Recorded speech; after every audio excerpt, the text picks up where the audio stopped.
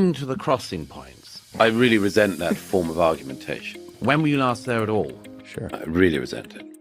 You should at least do the courtesy of visiting it. This is not an attractive invitation. I think it's a good idea to see stuff, particularly if you spend a career talking about something. I have the right to talk about whatever the hell I want.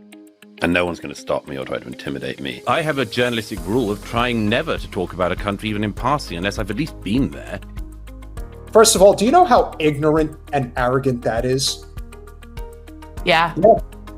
He did. But it isn't just so much that Murray screwed himself by going on to Rogan. He screwed the Zionist cause by going on to Rogan. Love it.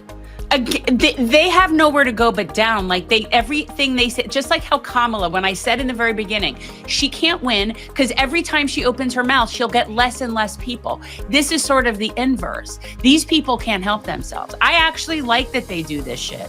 No, I definitely agree. And the one thing we have agreed from the very beginning, despite everything that has happened, we knew that it will eventually end because they don't know when to say when. And now that they're on the run, now it's going to be even worse. If I said, shut up, you have no right to criticize anything that Douglas Murray says because... Hang on, you're talking about crossing points.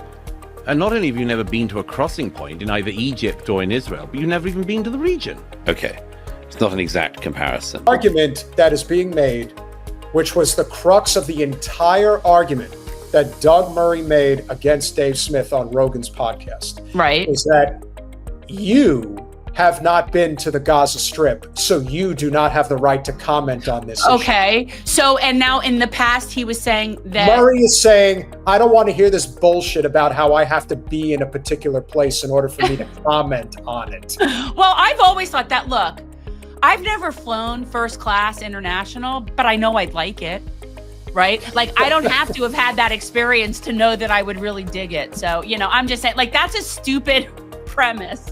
First of all, he also completely gives off the negative stereotype out of every upper crust, snooty British asshole that you could possibly come across. He is that in spades.